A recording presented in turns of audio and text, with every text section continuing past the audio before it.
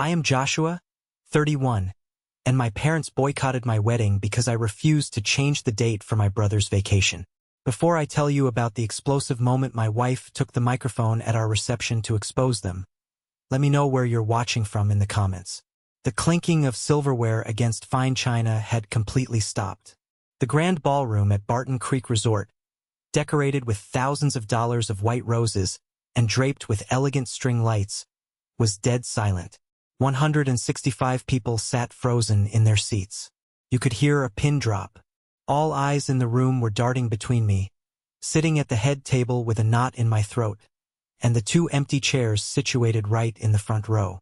The name cards resting on the gold-rimmed plates still read Robert and Martha, my father and my mother. They were gone. They had walked out of my life, publicly and intentionally, in front of everyone I cared about. The whispering had started almost immediately after they stormed out of the ceremony hours earlier. People were confused. People were shocked. Some of my extended family members were throwing me looks of pity, while others, the ones loyal to my father's money, glared at me as if I had committed a terrible crime. My hands were shaking under the table. I felt the overwhelming urge to just stand up, grab my coat, and run away from my own wedding. I felt humiliated, but then, a soft, warm hand covered mine. I looked up and saw my beautiful new wife, Chloe. She was wearing her gorgeous ivory gown, but her eyes were not those of a weeping bride. They were the eyes of a warrior. She squeezed my hand, her grip surprisingly strong. She gave me a single nod. Chloe stood up. The fabric of her dress rustled in the quiet room. She walked confidently over to the DJ booth. The DJ, a young guy who looked like he wanted the floor to swallow him whole, quickly handed her the wireless microphone. Chloe walked back to the center of the dance floor. The projection screen behind her, which was supposed to be showing a slideshow of our childhood photos, suddenly flickered to life. The screen glowed bright white, casting harsh shadows across the faces of my relatives. I took a deep breath. There was no going back now. My parents thought they could break me. They thought they could embarrass me into submission. But they severely underestimated the woman I had just married. Little did they know, their cruel exit was just the beginning of their downfall. But to understand how we got to this explosive moment, I need to take you back to where this nightmare actually started. Part 1.2 Loi Hua Dui on Den Hong Han, Du Kien, 802. It was December 17, 2023. The air in Austin was crisp and cool. I had spent months planning the perfect proposal for Chloe. I took her to Zilker Park, laid out a blanket under the massive oak trees, and hung string lights from the branches. When I got down on one knee and pulled out the ring I had saved up for, her tears of joy made every second of planning worth it. She said yes. I felt like the luckiest man on the planet. I had found my person, someone who saw me for who I truly was. The very next evening, my parents invited us to their estate in Westlake Hills for a celebratory dinner. It was a massive, sprawling house with vaulted ceilings, marble floors, and a driveway that looked like a luxury car showroom. My father, Robert, owned 3 of the most profitable luxury car dealerships in the state. He sold Rolls-Royce, Lamborghini, Ferrari, and Porsche. Money was never an issue for my family. Power was their currency. During dessert, my mother, Martha, smiled warmly and raised her crystal wine glass. She looked at Chloe, then at me. It was a look of genuine pride, something I rarely received from her. Joshua, sweetheart, my mother said, her voice dripping with affection. Your grandparents left something very special for this exact moment. I put my fork down, confused. My grandparents had passed away 4 years prior.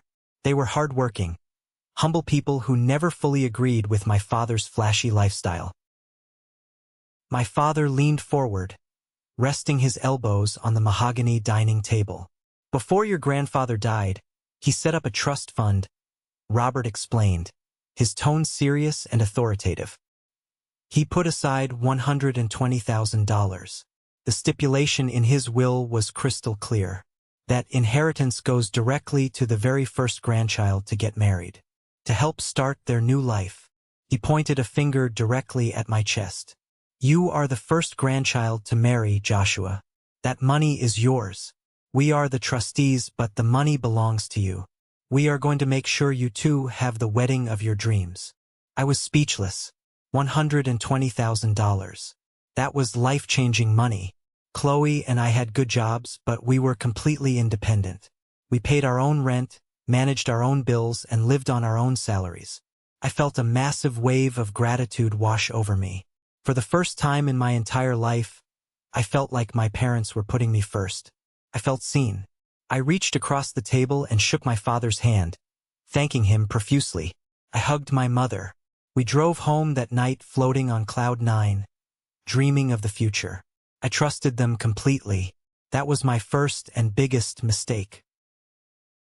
To understand why that dinner meant so much to me, you have to understand the dynamic of my family. I was the oldest son, but I was the invisible son. The spotlight in our house always belonged to my younger brother, Dylan. Dylan is 28 now. He is what people on the internet call a golden child. While I worked hard through high school and college, securing a solid job as a program coordinator for a youth nonprofit, Dylan took a very different path. He is an Instagram influencer. He spends his days posting highly edited photos of himself lounging by infinity pools in Dubai, eating gold flake steaks in Paris, and driving the inventory from my dad's luxury dealerships. He has never worked a real 9-to-5 job in his life. My parents funded his entire existence. They paid his rent in a luxury high-rise, covered his designer clothes, and sponsored his lavish content creation trips. They called it investing in his brand. I called it enabling.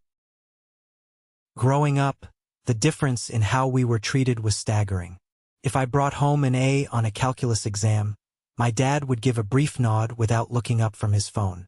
If Dylan managed to get 10,000 views on a trivial social media video, my mother would cater a dinner party to celebrate his genius. I remember a specific family vacation in Aspen a few years ago. We were sitting by the fire, and Dylan was rambling about his plans to become the next massive internet celebrity. My father looked at him with such intense admiration. He patted Dylan on the back and said, "This kid is going to do big things. He has the spark." Then my father turned to look at me. His smile faded slightly into a look of mild boredom. "Joshua, you are steady. Steady is good. You'll be fine. You're the guy who keeps the lights on."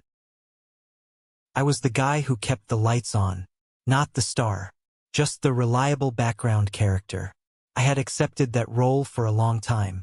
I chose a career in the nonprofit sector because I wanted to help people, not exploit them. I wanted to build something real. I thought the trust fund announcement meant my parents finally respected my path. I thought they finally recognized my worth. By April 2024, Chloe and I were deep into wedding planning. We didn't want to wait around for my parents to access the trust fund right away, so we used our own hard-earned money to secure the major vendors. Between my nonprofit salary and Chloe's income as a financial analyst, we managed to scrape together $52,000 in savings. It took us years of skipping vacations and budgeting every grocery trip to save that money. We toured a dozen venues before we found the Overlook Pavilion at Barton Creek Resort. It was breathtaking.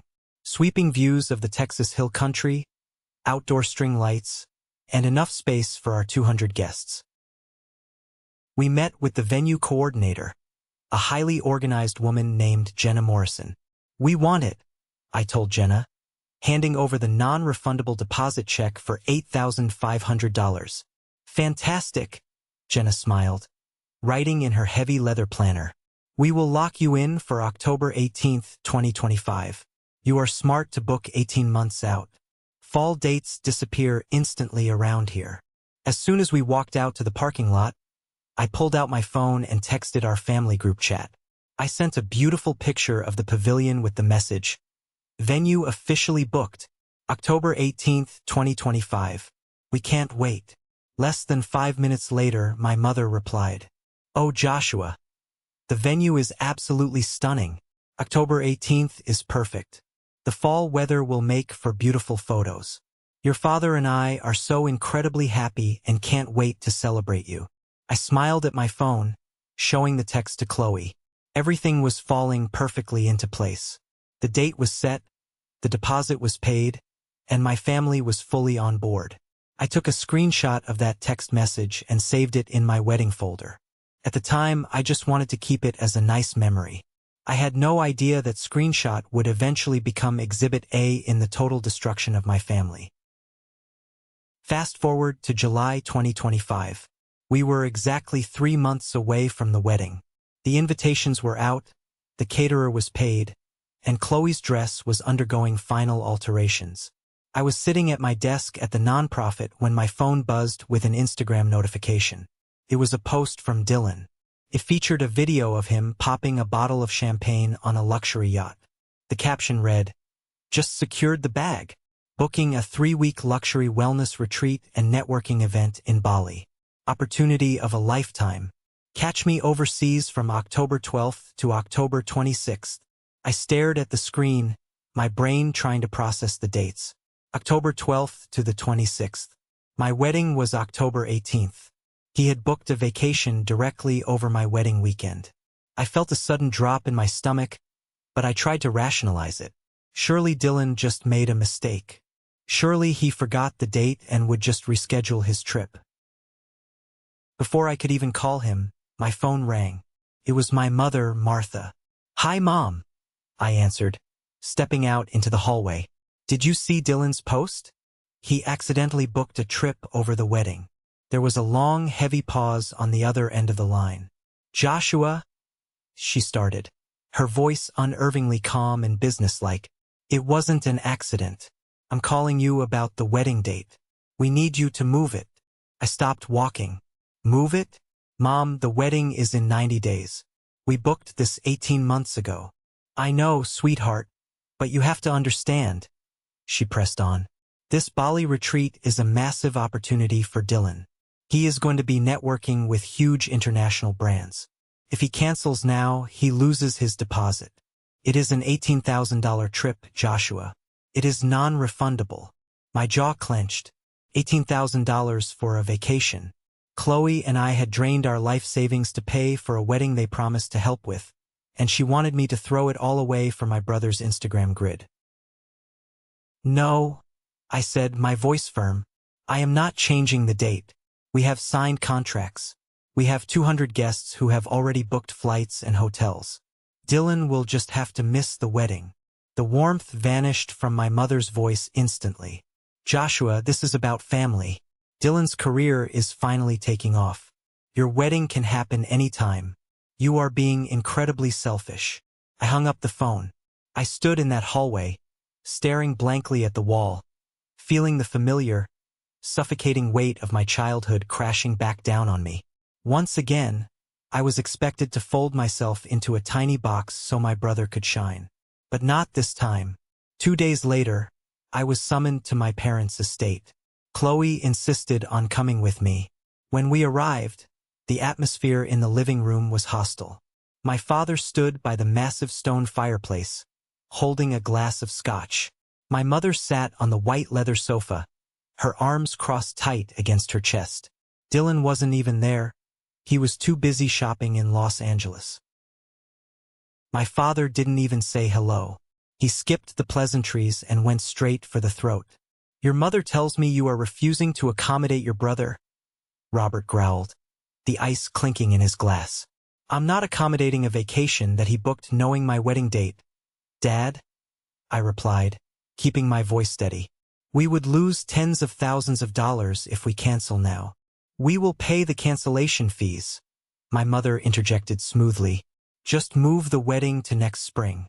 Everyone wins." Chloe spoke up, her financial analyst brain kicking in. "Mrs. Unoa, the cancellation fees aren't just a few $100s. We lose the venue, the catering, the photographer.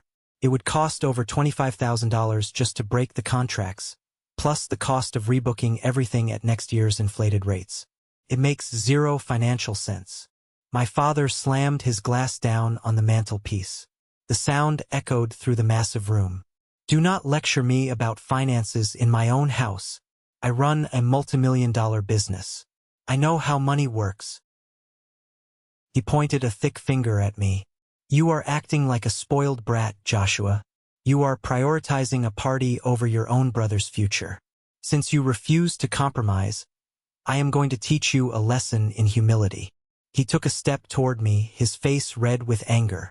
If you do not change the date by tomorrow morning, you are completely cut off. Do not expect us at the wedding. Do not expect our support. And that $120,000 trust fund? Consider it gone. You will not see a single dime of it. You will get absolutely nothing from us. I felt the blood drain from my face. They were weaponizing my own grandfather's money to force me to bow to Dylan. You can't do that, I said, my voice barely a whisper. Grandpa left that for me. I am the trustee. My father spat back with a cruel smile. I decide what happens to it. Now get out of my house. Chloe grabbed my arm and pulled me toward the door. We walked out into a torrential Texas downpour. We got into our car, soaking wet, and I finally broke down. I hit the steering wheel, screaming in frustration. Chloe just held me as the rain pounded against the windshield. To make matters worse, later that night, my cousin Caleb texted me. Caleb had always been the family peacekeeper. Hey man, Caleb's text read. I heard what happened. Uncle Robert is totally out of line. I support you 100%. Don't let them bully you. I felt a small glimmer of hope. At least someone in the family had my back. I thanked him for his support. Little did I know Caleb was a snake. A week later, another relative accidentally let it slip that Caleb had immediately taken screenshots of my vulnerable, emotional texts and sent them straight to Dylan and my parents, mocking me for crying like a baby. The betrayal cut deep. I was completely surrounded by toxic people. For 47 days, my parents did not speak a single word to me. No texts, no calls. Total radio silence.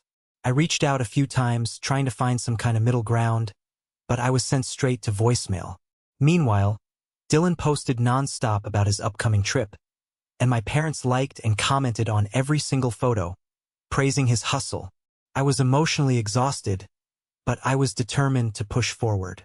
Chloe and I finalized the seating charts, paid the final balances with our remaining savings, and prepared for a wedding without my immediate family.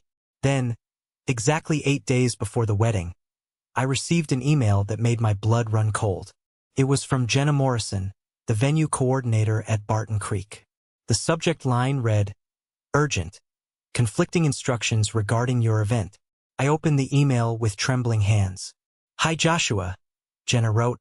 "I am reaching out because I have received some very concerning communication regarding your October 18th event. I need to clarify with you directly before I take any action. Please see the attached email chain. Let me know how you wish to proceed." I scrolled down to the attachments. There were 3 separate emails forwarded to me. All of them were from my mother's email address. The first one was dated a month ago. "Hello Jenna. This is Martha Unoa, mother of the groom. We need to discuss canceling the October 18th event immediately. Please call me." The second email, sent a week later. "Jenna, I understand there are non-refundable policies, but the groom is making a massive mistake. This is a family emergency. We need to pull the plug on this wedding. Please advise on how to terminate the contract." The third email, sent just 2 days prior. "As the mother of the groom, I am officially demanding that you cancel this event. This wedding should not proceed. Do not contact Joshua. Handle this with me directly." I stared at the screen, my heart pounding against my ribs. My own mother, my flesh and blood. She wasn't just boycotting my wedding. She was actively, maliciously trying to destroy it behind my back. She was trying to sabotage the happiest day of my life just to punish me for not bowing to Dylan. I printed the emails out. I didn't cry this time. The sadness was gone. It was replaced by a cold, hard, terrifying anger. I showed the papers to Chloe when she got home from work.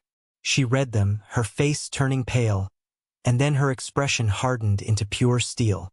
"Okay," Chloe said, her voice dangerously calm. "They want to play dirty? I think it's time I do some digging." Chloe is a senior financial analyst. She deals with corporate audits, forensic accounting, and tracking missing funds. She is brilliant. When we first started dating years ago, I had given her legal power of attorney to help me manage some old investments and consolidate my bank accounts. Because my parents used the same private wealth management firm for the trust, my name was still technically linked to the primary account routing numbers. That night, Chloe sat at our kitchen island, surrounded by glowing monitors, hacking her way through the bureaucratic red tape of the banking portal. She spent 4 hours clicking through ledgers, cross-referencing dates, and analyzing transfer histories. At 2 a.m., she called me into the kitchen. "Sit down," she said, pointing to the stool. She didn't look triumphant. She looked disgusted. She turned her laptop screen toward me.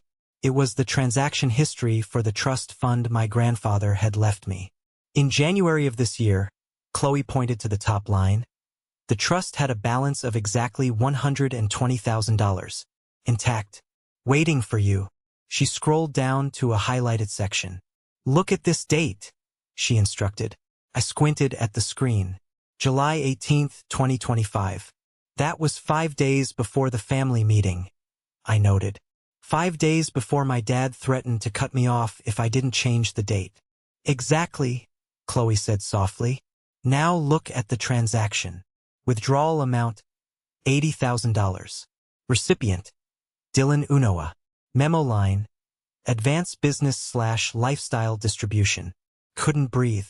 My lungs felt like they had collapsed. $80,000. "They stole it," I whispered, the reality crashing over me. They didn't just withhold it to punish me. They had already raided the account and given the money to Dylan before they even asked me to move the wedding. "It gets worse," Chloe said, pulling up the original trust documents we had on file. The legal language of this trust is airtight.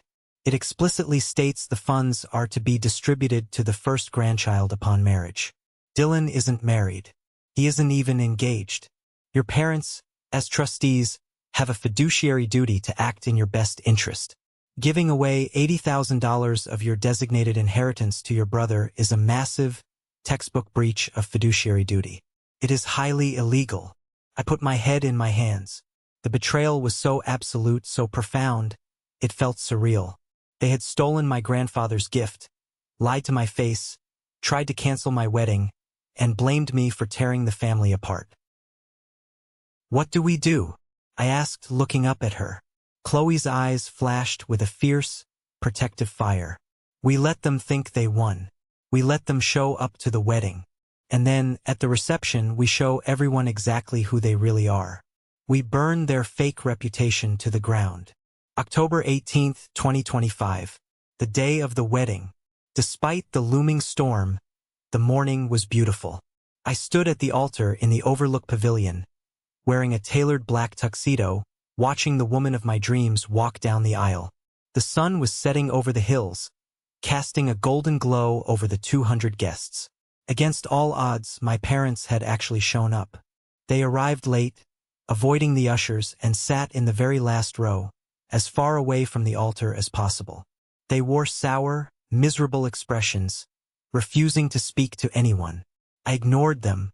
I focused entirely on Chloe. The ceremony was proceeding beautifully. Pastor John, a kind older man who had known me for years, delivered a touching sermon about loyalty and commitment. Then, he reached the traditional, largely ceremonial part of the script.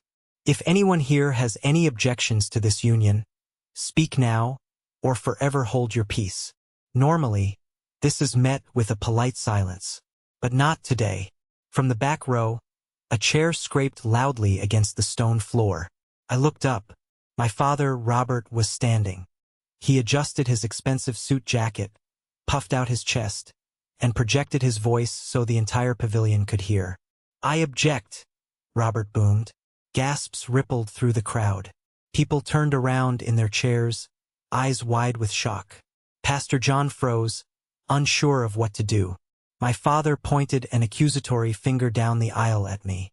"Joshua, your mother and I are leaving. You have shown zero respect for this family. You have chosen your own selfish desires over your brother's future. Think about what you've done." We will not sit here and be a part of this terrible mistake. Next to him, my mother stood up. She covered her face with her hands and began to sob loudly, putting on a theatrical performance of a heartbroken mother. Together, they turned around and marched out of the pavilion, my mother's heels clicking aggressively against the pavement. They walked down the path toward the parking lot, leaving a trail of absolute devastation behind them. The silence that followed was heavy and suffocating. 50 of my relatives sat with their mouths open. Some were whispering frantically. My cousin Caleb looked smug. I felt a tear slip down my cheek. The humiliation was crushing. But then, my Uncle Thomas, my father's younger brother, stood up from the second row. He walked up to the altar, stood directly beside me, and put a heavy, reassuring hand on my shoulder. "Keep going, son," Uncle Thomas said, his voice loud enough for the front rows to hear. "The trash just took itself out." I looked at Chloe. She gave me that same fierce nod. I turned to Pastor John, cleared my throat and said, "Please continue." We exchanged our vows, we exchanged rings, and we kissed. But the atmosphere was tainted. The tension carried over into the cocktail hour. I knew the whispers were circulating. People thought I was the villain. They thought I had broken my parents' hearts. They were about to learn the truth. Dinner was served at 7 p.m. The ballroom was stunning, the filet mignon was perfect, but nobody was eating. The air was thick with awkward tension. At 8:15 p.m., it was time for the toasts. My best man, Connor, gave a brief, funny speech that managed to get a few tense laughs. Then, the DJ announced, "And now, a special presentation from the bride." Chloe stood up, the microphone in hand, and the projection screen lit up behind her. The title slide, in massive bold letters, read, "The Price of Humility." "Thank you all for being here," Chloe started, her voice echoing through the silent room. "Earlier today, my father-in-law interrupted our ceremony. He accused Joshua of being selfish. He said Joshua needed to learn humility.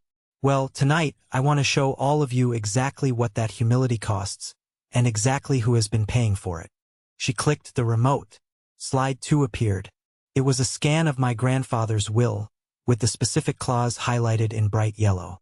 In 2019, Joshua's grandfather left a trust fund of $120,000, legally designated for his first grandchild's wedding, Chloe explained clearly. "That is Joshua, not Dylan. Joshua." She clicked again. Slide 3. The bank statement she had uncovered. On July 18th, 5 days before Robert and Martha demanded we cancel this wedding to accommodate Dylan's vacation, they did this. The screen displayed the $80,000 transfer to Dylan. The room erupted into gasps. Aunt Rachel, my father's sister, covered her mouth with both hands. $80,000. Chloe's voice rose, commanding the room. Stolen from Joshua's legal inheritance and given to Dylan to fund his lifestyle. While Robert told Joshua he would get absolutely nothing, they were secretly raiding his trust fund. She didn't stop there. Click. Slides 4 through 7 were screenshots of Dylan's Instagram, showing him partying in Bali, flying first class, popping champagne, with dates overlapping our wedding. Click. Slide 8. The emails from my mother to Jenna, the venue coordinator. Chloe read them out loud, word for word, exposing my mother's desperate, malicious attempts to cancel our wedding behind our backs. The crowd was practically vibrating with shock. Someone in the back muttered, "Oh my God!" And finally, Chloe said, her voice dropping to a low, deadly pitch, "After Robert stood up today and publicly shamed his son for tearing the family apart, claiming they had no money to help us, I found one more thing." Click. Slide 9. It was a fresh bank transfer, dated September 10th. Source account, Robert's personal checking. Recipient, Dylan Unoa. Amount, $15,500. Memo, Bali trip extension and Italy excursions. $15,500, Chloe announced. Transferred directly from Robert's personal account to extend Dylan's vacation into Europe. They humiliated Joshua today to protect a vacation they funded with stolen money. Chloe put the microphone back on the stand. She walked over to the head table, picked up a stack of manila folders, and dropped them onto the center table. If anyone here wants hard copies of these bank statements, emails, and legal documents, feel free to take a folder. Joshua didn't learn humility today. He learned who his family really is. The silence in the room was absolute. Then Aunt Rachel stood up. Tears were streaming down her face. She started clapping. Slow at first, then faster. Uncle Thomas stood up next to her, clapping fiercely. Within 10 seconds, all 165 guests were on their feet, delivering a deafening standing ovation. Not for a wedding toast, but for the truth. This is the moment that changed everything, when I finally regained control of my life. Thank you for your patience in with me this far. You are amazing. Please help me by liking the video and commenting number 1 below, so I know you've been with me this far. This not only helps more people discover this story, but also lets me know that my experiences mean something to someone. Your support is the biggest motivation for me to continue sharing the rest of this journey. The aftermath of Chloe's presentation was absolute chaos. The standing ovation lasted for nearly 2 minutes. When the applause finally died down, the dynamic in the room had completely shifted. The invisible chains that had tied me to my father's toxic empire were shattered on the floor. Aunt Rachel was the first to approach the head table. Her mascara was running down her cheeks, ruining her expensive makeup. She threw her arms around me, pulling me into a crushing hug. "Joshua, I am so sorry," Aunt Rachel sobbed into my shoulder. "I swear to God, I had no idea. We all thought you were just being stubborn." Robert spun this massive web of lies. "I am so deeply sorry." Uncle Thomas came up right behind her. He didn't cry. He looked furious. He grabbed my hand and shook it hard. "You did the right thing letting Chloe expose them," Thomas said, his voice thick with emotion. "Robert is a monster. He crossed a line that can never be uncrossed. I am cutting all business ties with his dealerships tomorrow. I am done with him." While my true supporters rallied around me, the fake ones scattered like roaches when the lights turn on. I watched from the head table as my cousin Caleb, the snake who had been leaking my text messages to Dylan, turned ghost white. He scrambled out of his chair, didn't make eye contact with anyone, and practically sprinted out the back doors of the ballroom. About 15 other guests, mostly my father's arrogant golf buddies and business associates who relied on his money, quickly grabbed their coats and hurried out to the valet. They couldn't handle the truth. They didn't want to be caught on the wrong side of the fallout. I watched them leave, and for the first time in my life I felt no anxiety.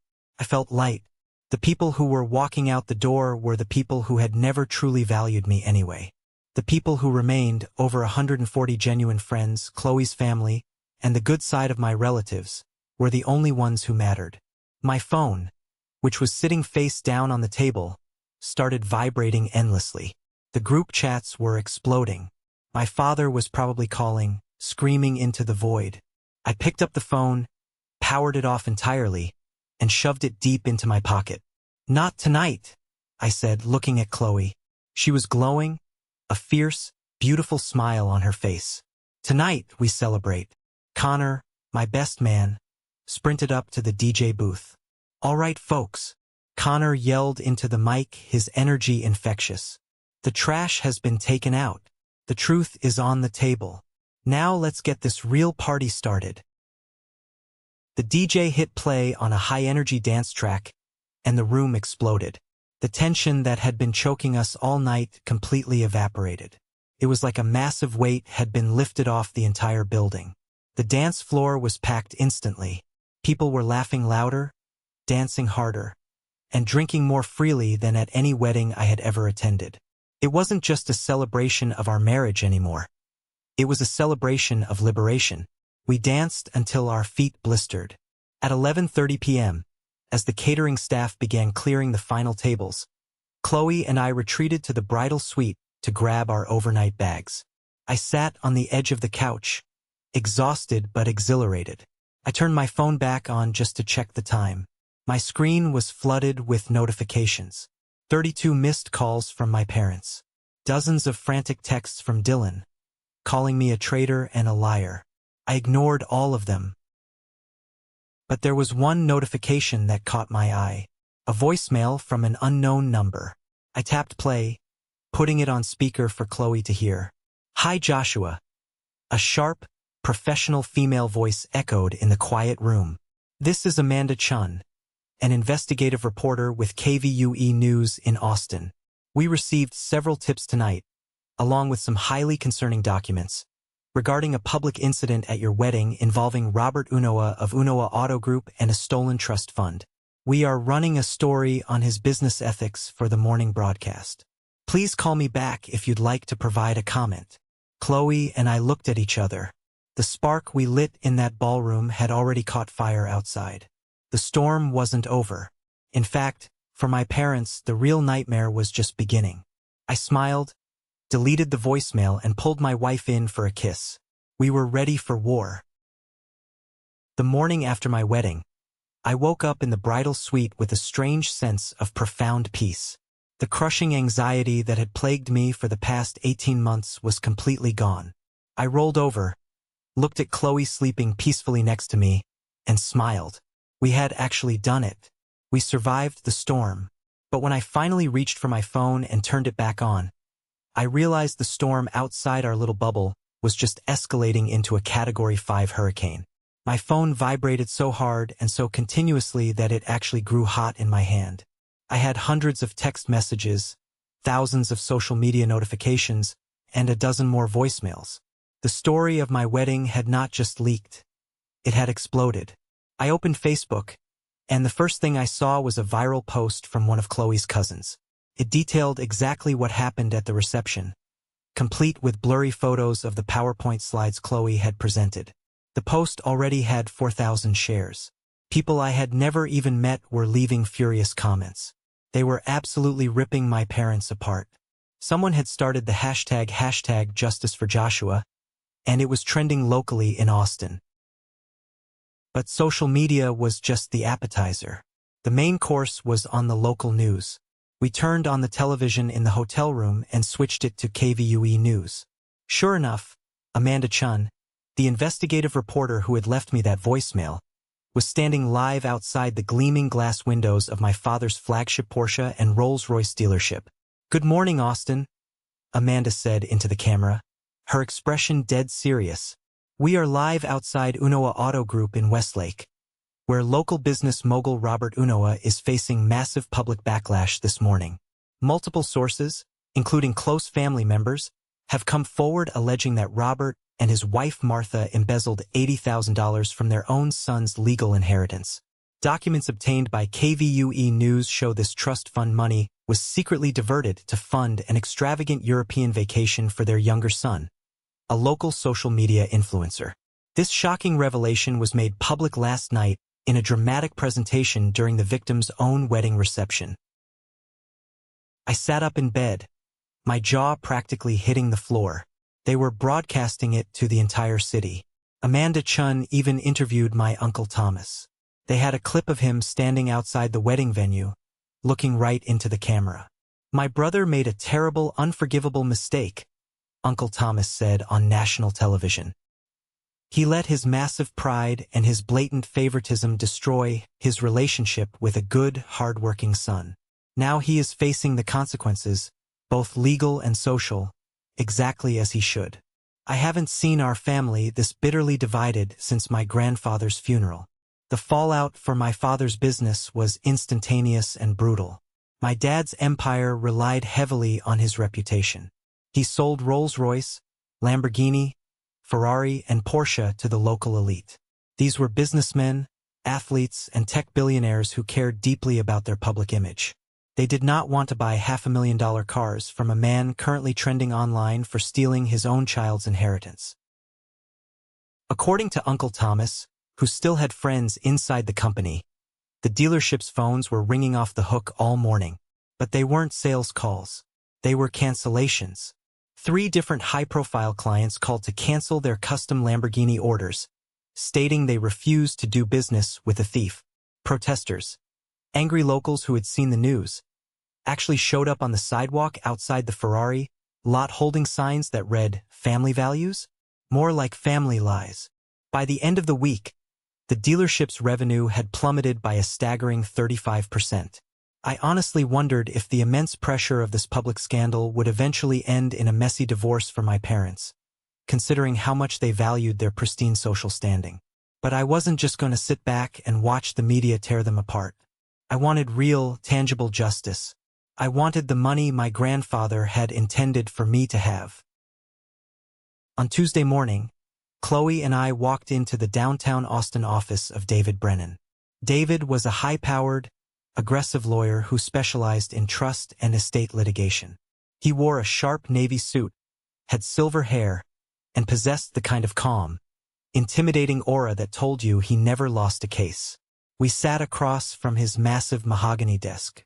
I handed him the manila folder containing the trust documents, the bank statements showing the $80,000 transfer to Dylan, and the $15,000 transfer from my dad's personal account. I also handed him the vicious emails my mother had sent to the venue coordinator. David spent 20 minutes reading through everything in total silence.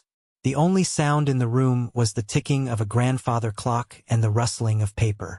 Finally, he closed the folder, folded his hands, and looked directly at me. "Joshua," David said, his voice deep and steady, "I have been practicing law for almost 30 years. I have seen families do terrible things to each other over money. But the blatant, arrogant paper trail your parents left behind is almost unbelievable. You have an absolute airtight case for breach of fiduciary duty." "What exactly does that mean for us?" Chloe asked, taking out a notepad. "It means your parents, as the appointed trustees, had a strict legal obligation to act solely in Joshua's best interest," David explained. "By diverting that money to a sibling who was not the legal beneficiary, they broke state law. That $80,000 distribution to Dylan was entirely illegal. We are going straight for the throat. We are going to demand the full restoration of the original $120,000 trust, plus punitive damages for emotional distress and deliberate financial sabotage, and all of my legal fees." He did some quick math on his legal pad. "I am drafting a demand for $193,000. If they refuse to settle, we take them to court. Given the current media circus surrounding his dealerships, Robert Unoa will not want to stand in front of a judge and a jury. He will want to sweep this under the rug as fast as humanly possible." I took a deep breath. Suing my own parents felt like stepping off a cliff into the unknown. But then I remembered the 2 empty chairs at my wedding. I remembered the smirk on my father's face when he told me I would get nothing. "Do it," I told the lawyer. "Draft the lawsuit. I want every single penny." David Brennan filed the lawsuit in Travis County District Court on Thursday. The official complaint listed breach of fiduciary duty, conversion of assets, and unjust enrichment. The papers were served directly to my father at his flagship Porsche dealership on Friday afternoon. I heard through the grapevine that he completely lost his mind in the showroom, throwing a heavy glass paperweight at the wall when the process server handed him the envelope. As David predicted, my father's corporate lawyers panicked. They knew they had absolutely no defense. The bank statements were black and white. Within 3 days, their legal team contacted David begging for an emergency mediation. They wanted to settle out of court, and they wanted an aggressive non-disclosure agreement to stop the negative press from bleeding their luxury car business completely dry. The mediation took place exactly 2 weeks after my wedding. We met in a completely neutral, high-security office building downtown. The tension in the air was so thick you could cut it with a knife. When Chloe and I walked into the lobby, I saw them, my father and my mother. They were sitting on a leather bench near the elevators. My father looked like he had aged 10 years in 14 days. The arrogant, untouchable billionaire posture was entirely gone. He looked exhausted, deflated, and furious. My mother refused to make eye contact with me. She stared down at her expensive designer handbag, her lips pressed into a thin, bitter line. We didn't say a single word to each other. We didn't even nod. We were placed in separate, soundproof conference rooms. A retired state judge acted as the mediator, shuttling back and forth down the long hallway between our room and my parents' room. The negotiations started off rocky. My parents' lawyers tried to play hardball, offering to simply return the $80,000 they had given to Dylan, claiming the rest of the trust fund was lost to administrative fees. David Brennan actually laughed out loud when the mediator brought us that offer. "Tell them," David instructed the mediator, his eyes flashing with shark-like intensity, "that if they do not agree to the full $193,000 within the next hour, Joshua and his lovely wife will be granting an exclusive 1-hour live television interview with KVUE News tomorrow morning. We will bring the PowerPoint." The mediator nodded and walked back down the hall. We sat in silence, sipping stale coffee. Chloe held my hand under the table, her thumb gently rubbing my knuckles. 20 minutes later, the mediator returned. He looked exhausted but relieved. "They caved," the mediator announced, dropping a thick stack of papers on the table. "They have agreed to the full amount, $193,000. However, they have one strict condition for the settlement. They want an ironclad non-disclosure agreement. No more social media posts, no more interviews. You take the money, they take the lesson, and everyone walks away in silence." David looked at me, waiting for my decision. I thought about the money. I thought about how much it would help Chloe and me start our new life. I didn't care about being famous on the internet. I just wanted to be free of them. "I will sign the NDA," I said firmly. "But I have one condition of my own. Add it to the contract." "What is it?" the mediator asked, picking up his pen. "I want a written apology," I demanded. "Drafted by David, signed by both Robert and Martha Unoa. I want them to admit, in writing, that they allowed pride and toxic favoritism to dictate their actions. I want them to admit they violated their legal duty as parents and trustees. If they don't sign that paper admitting their guilt, I will walk out of here right now and see them in a public courtroom." The mediator sighed and walked back down the hall. This was the ultimate test. My father's ego was his most prized possession. Asking him to sign a document admitting he was a terrible father and a thief was like asking him to cut off his own arm. We waited for what felt like an eternity. 45 minutes passed. I started to wonder if I had pushed too far. Finally, the heavy wooden door opened. The mediator walked in holding a single sheet of paper. He slid it across the table to me. At the bottom of the page, beneath a paragraph detailing their failures, were 2 signatures in black ink. Robert Unoa and Martha Unoa. They had signed it. Their pride was officially broken. I stared at the signatures, expecting to feel a massive wave of triumph. But honestly, I just felt empty. It was just ink on paper. It didn't change the past 31 years of neglect. But it did legally close the door on our relationship forever. We signed the settlement papers and walked out of the building. But the drama had one final, pathetic gasp. As we were walking to our car in the parking garage, my phone buzzed. It was a text message from my mother, Martha. Even after losing the mediation, her toxic nature couldn't be contained. "You let that manipulative woman ruin our family," her text read, referring to Chloe. "I hope you are happy with your blood money. Don't ever call us again." I stopped walking. I looked at the text message, and then I looked at Chloe, the woman who had fought like a lion to protect me. I didn't type a response. I didn't get angry. I simply blocked her number, deleted the contact, and threw the printed apology letter into a nearby trash can. I didn't need their fake apology. I had my justice. 3 days later, the wire transfer cleared. I opened my banking app, and there it was, $193,000 sitting securely in our joint account. The war was officially over. We had won. 6 months passed. It was now April 2026. The dust from the wedding scandal had completely settled, and the silence from my family was actually the most beautiful sound I had ever heard in my life. With the massive settlement money acting as a solid financial foundation, Chloe and I decided it was time to put down our own roots. We bought our very first home in a quiet, beautiful neighborhood just outside of Austin. It was a spacious four-bedroom house with a big backyard and a wraparound porch. It didn't have the cold, intimidating marble floors or the luxury car driveway of my father's Westlake estate. It was warm. It was inviting. It was ours. We paid a massive chunk of the down payment using the settlement, and we easily managed the remaining mortgage on our own. We didn't need a dime of my parents' conditional money. We lived comfortably off our own salary. Life was moving forward in the best way possible. Chloe recently got a massive promotion at her financial firm, stepping up to a senior director role. And the biggest news of all? We were expecting our first child. Chloe was 14 weeks pregnant. We were going to have a baby boy. While our lives were flourishing, the reality for my brother Dylan was a stark, depressing contrast. The viral scandal had absolutely decimated his fake online persona. When the internet found out that his luxurious influencer lifestyle was entirely funded by money stolen from his older brother's wedding fund, the backlash was merciless. His Instagram comments were flooded with thousands of angry people calling him a fraud, a thief, and a spoiled brat. His follower count, which had once been his proudest achievement, tanked dramatically. He lost over 70,000 followers in a matter of weeks.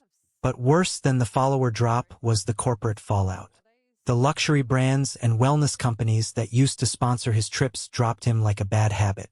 No reputable company wanted their brand associated with a widely publicized family embezzlement scandal. Dylan was forced to cancel his extended European tour and fly back to Austin in disgrace. Without his sponsorships, and with my father's dealerships taking a massive financial hit, the endless river of cash that funded his luxury apartment and designer clothes completely dried up. I heard through Uncle Thomas that Dylan was actually forced to move back into my parents' house. The golden child was finally experiencing the real world, and he was failing miserably. One lazy Sunday afternoon, Chloe and I were in the new house, wearing paint-splattered clothes. We were painting the nursery for our future son. We chose a soft, calming sage green color. The afternoon sun was streaming through the window, illuminating the small wooden crib we had spent 3 hours assembling the night before. I took a step back, wiping a smudge of green paint off my forehead, and looked around the room. I felt a sudden, overwhelming wave of emotion hit me. I was going to be a father. I was going to be responsible for a little boy's entire world. Chloe walked up behind me and wrapped her arms around my waist, resting her chin on my shoulder. "What are you thinking about?" she asked softly, noticing the tears pooling in my eyes. "I'm thinking about him," I said, placing my hand over hers on her stomach. "I'm thinking about how different his life is going to be. I am never going to make him feel the way Robert made me feel. I will never make him compete for my love. I will never use money to control his choices. I will never give them joint custody of my peace of mind or my child's happiness." Chloe smiled and kissed my cheek. "I know you won't. You are going to be an incredible dad, Joshua. You've already proven you know how to protect your family." Later that evening, we sat at our kitchen table with our laptops open. We were drafting the paperwork for a brand new, legally ironclad college fund and trust for our unborn son. We were setting it up with complete transparency, managed by a neutral third-party financial institution. There would be no hidden clauses, no manipulative strings attached, and no abusive trustees. We were breaking the cycle of financial abuse right then and there. We were building a legacy based on love and support, not power and control.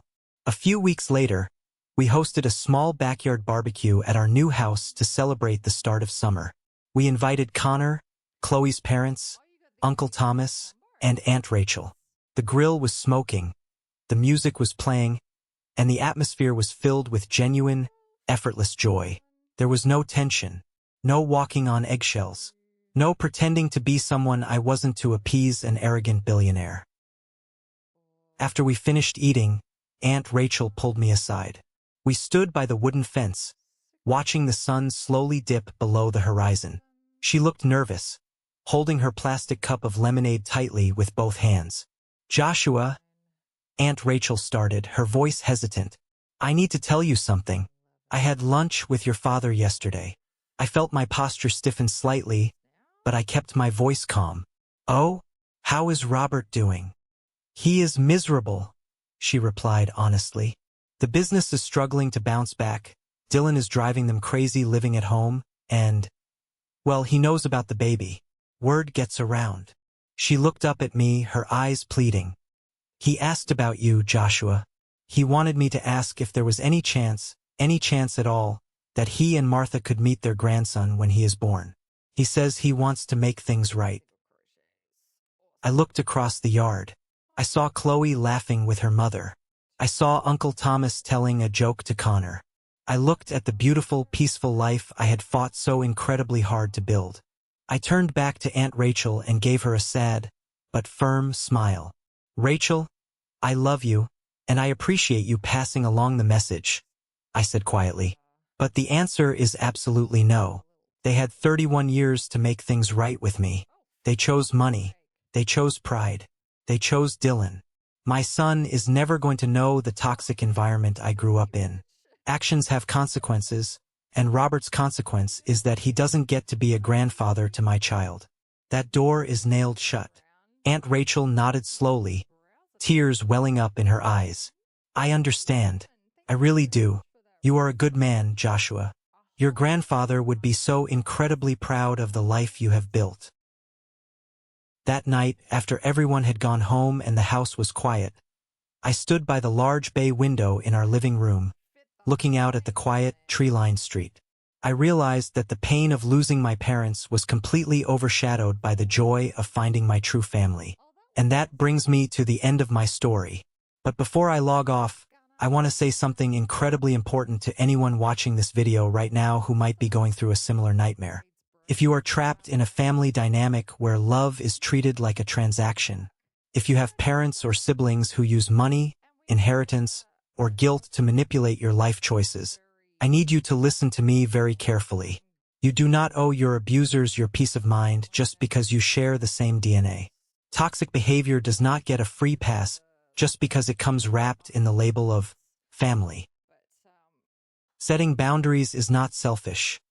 It is a basic act of survival. Walking away from people who consistently disrespect you, lie to you, and steal from you is the bravest thing you can possibly do. It will hurt. It will be terrifying.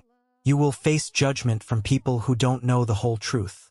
But on the other side of that fear is a level of freedom and genuine happiness you cannot even begin to imagine. Remember this: some families are simply the people you are born to. But your true family, the one that matters, is the family you choose to build. The people who stand by you when the room goes quiet. The people who fight for you when you are too tired to fight for yourself. Protect your peace. Know your worth. And never, ever let anyone teach you humility by tearing you down. I hope my journey has given you some clarity or courage today. If you found value in the lessons I shared, please take a second to comment the word "good" down below, or share the most important lesson you are taking away from this story. It truly helps me know that sharing my pain was worth it, and it helps push this video out to other people who might desperately need to hear it today. Thank you so much for listening, and I will see you in the next one.